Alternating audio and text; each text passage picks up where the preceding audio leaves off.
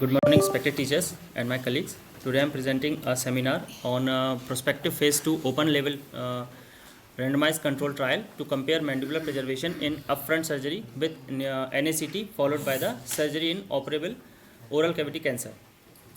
Published by Devind et al. In Journal of Clinical Oncology. The treatment of the treatment of head and neck cancer has witnessed a paradigm changes in the past few decades. Organ preservation with quality of life is an important outcome measure. Traditionally, surgery followed by adjuvant therapy was the mainstay of treatment for the locally advanced head and neck cancer. According to Iyer et al., in the only randomized trial demonstrated that the upfront surgery followed by the adjuvant treatment offered better survival. There have been isolated reports of organ preservation in oral cancer as well, stabilizing its feasibility in a selected subset of patients. According to Foster et al., reported encouraging survival rates with chemoradiotherapy for patients with stage 3 and 4 oral cancer, albeit with an increased rate of osteoradionecrosis. Two randomized trials evaluating the role of NACT not only failed to show any survival benefit but also did not show any detrimental effect. It in fact identified a subset of patients who could benefit with the use of NACT in terms of survival and reduced extent of surgery. Although mandibular involvement preclude organ preservation strategies, there is a significant subset of patients with tumor in proximity to the mandible, necessitating resection primarily to achieve adequate soft tissue clearance of disease. Given the encouraging response rate of oral squamous cell carcinoma to chemotherapy and feasibility of this approach from earlier publication, we explored the possibility of using NACT to downsize the tumor and enable more conservative surgeries and thus avoid the total mandibular resection. According to this article support the mandibular preservation. According to this article, the chemotherapy is good for the patient in favor of mandibular resection. This also article, according to Zhong et al., randomized phase 3 trial of induction chemotherapy with docetaxel, cisplatin, fluorouracil followed by surgery versus upfront surgery in locally advanced resectable tumor of squamous cell carcinoma. This study demonstrated that the taxanes, platinum and fluorouracil induction chemotherapy improve survival compared with upfront surgery in patient with the resectable stage 3 or 4 oral squamous cell carcinoma. Method: there was a phase 2 randomized open label parallel group study. It was approved by the Institutional Ethics Committee and registered with the Clinical Trial Registry of the India. The study was conducted in accordance with the Guidelines for Good Clinical Practice (ICH), E6 Declaration of Helsinki, and Indian Council of Medical Research Guideline.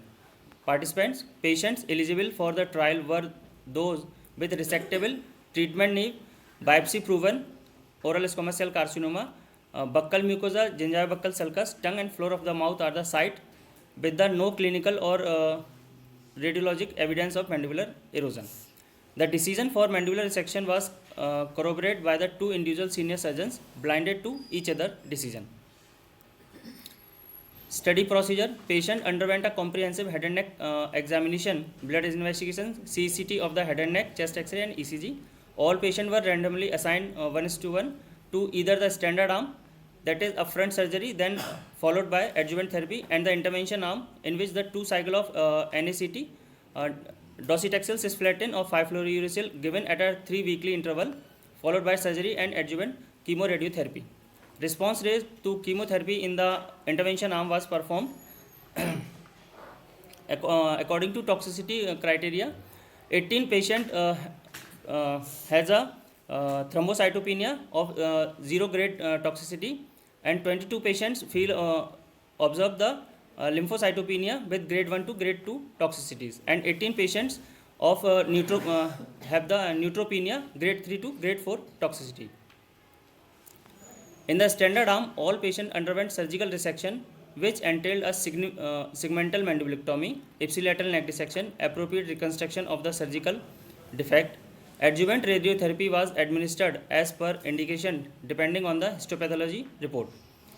Patients in the intervention arm received 2 cycles of 3-drug regimen, docetaxel 75 mg per meter square on day 1, cisplatin 75 mg per meter square on day 1, and 5-fluorouracil 750 mg per meter square on day 1 to day 5 at a 3-weekly interval with granulocyte colony stimulating factors 300 mg subcutaneously once daily on day 6 to day 10 of each cycle. Clinic and radiologic evaluation was performed at the end of 2 cycles, and further course of management as per protocol was taken by the multidisciplinary tumor ward. All patients in the intervention arm received the adjuvant concomitant chemoradiotherapy as per the protocol. Margin status is one of the strongest indicator of adding chemotherapy in the adjuvant setting. There is no proof of concentric shrinkage of tumor, and hence there was a concern regarding margin status. Since performed surgery as per post NACT volume, all patients received adjuvant chemoradiation to ensure their safety. A dose of 60 Gray was planned for high risk areas, tumor bed, and involved the nodal region, and the dose for the electively treated neck was 50 Gray at 2 Gray per fraction. Study endpoint. The primary endpoint of the study was the mandible preservation rate. This was defined as preservation of continuity of the native mandible on the side of the deceased after treatment completion. The bone resection was limited to superficial rim resection to achieve wide margin where the tumor was in close proximity to the mandible. Subsequent post-hoc analysis was performed to assess the loco-regional control, disease-free survival, and overall survival, and treatment-related toxicities. Statistical method. Our study null hypothesis was that with the NACT intervention arm, mandibular preservation will not improve beyond 30%. Statistical analysis was performed using the SPS version 24. Intent to treat analysis was performed. Median follow-up was calculating using the reverse Kalpan mirror method. Baseline characteristic: 68 patients were randomly assigned equally to the 2 arms. The median duration of follow-up was 3.5 years. Total 211 patients enrolled for the study, out of which 143 excluded because 142 patients did not meet the inclusion criteria and 1 patient declined to participate. Randomly assigned 68 patients, allocated for 34 patients in each arm.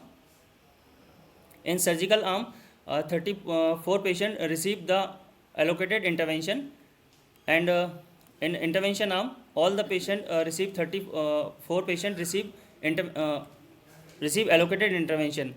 4 patients did not receive allocated intervention. Follow-up: all the no patient in the surgical arm lost the follow-up, but in intervention arm, 4 patients lost the follow-up. 1 patient did not receive the treatment after random assignment. 2 patients discontinued intervention and received 2 cycles of NACT and discontinued further treatment, and 1 patient inoperable.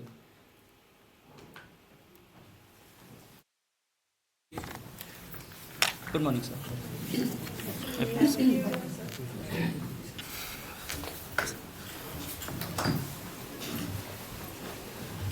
Sir.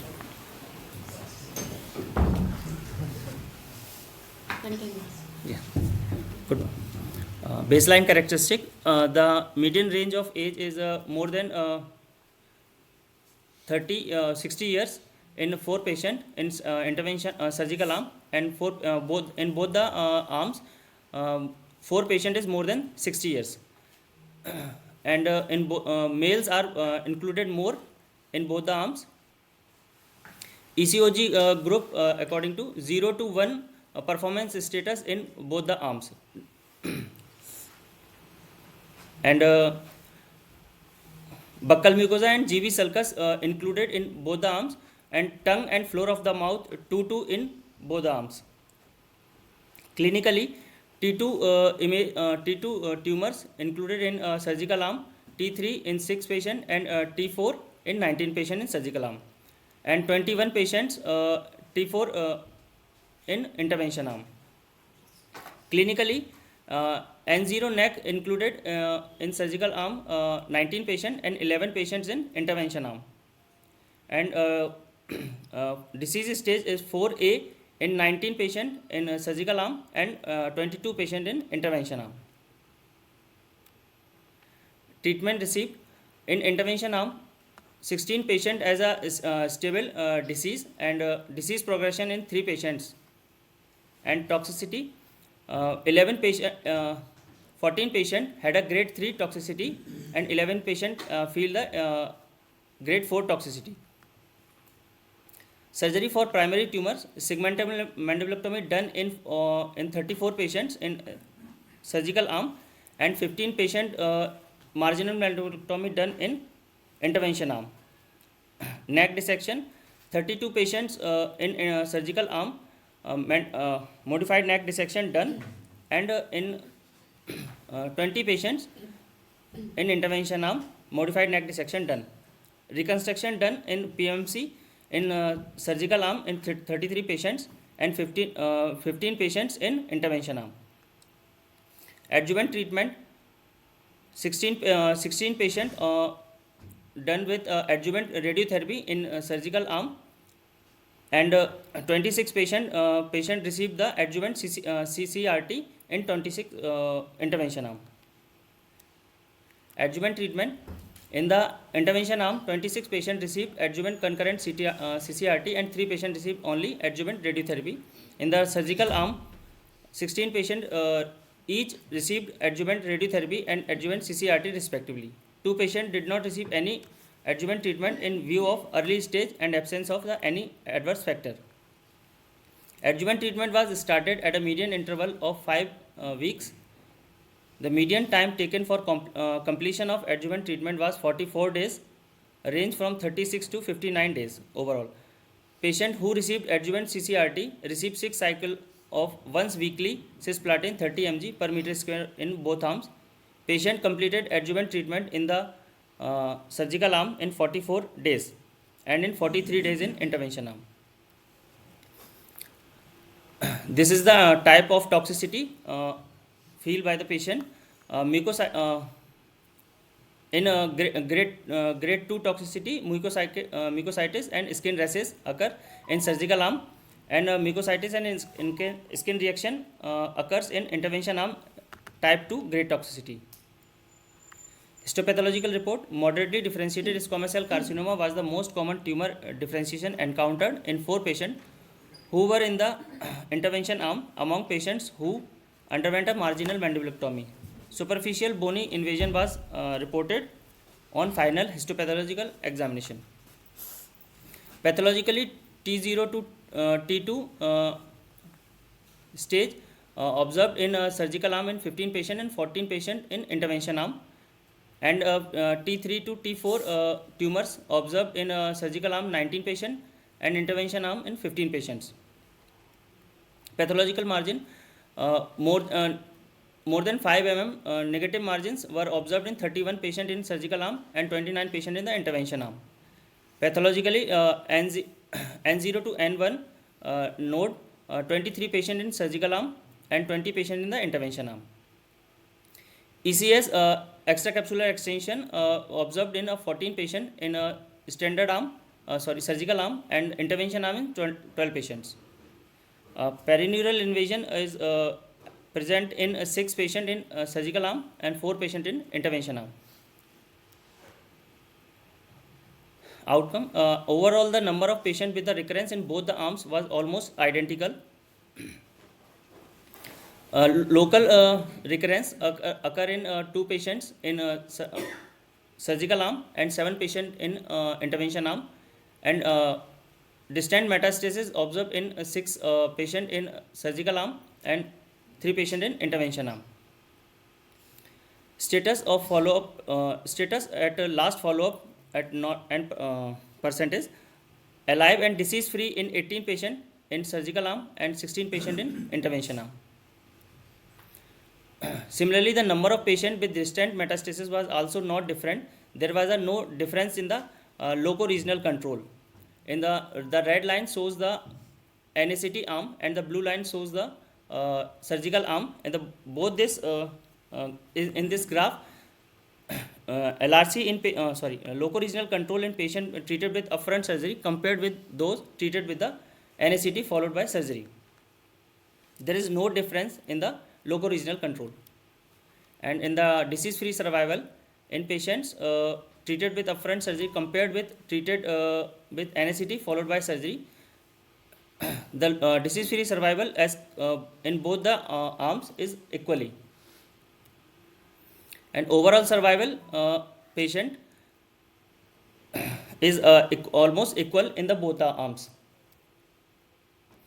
Discussion. Operable oral cancer had traditionally been treated with the surgery followed by appropriate adjuvant therapy. Besides survival, organ preservation is an important endpoint.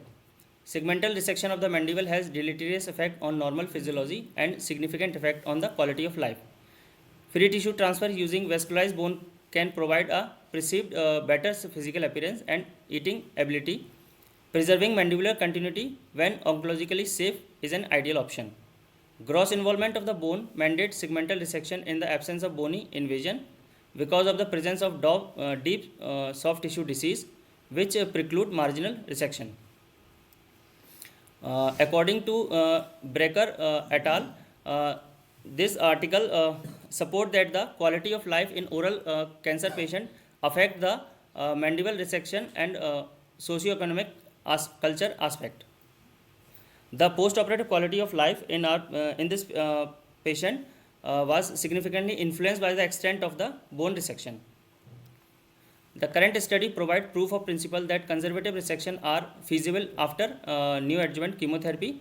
Some of the concern for performing a conservative surgery after chemotherapy are the accuracy of preoperative evaluation of mandibular involvement, increased surgical complication, and most importantly, compromising surgical margin.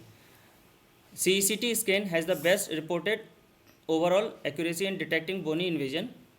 In conclusion, NACT neoadjuvant chemotherapy seems to be feasible option for mandibular preservation with acceptable toxicities in selected group of patients without compromising survival. Thank you, sir. Very good. Very good presentation.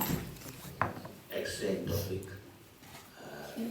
of our daily use because mandibular resection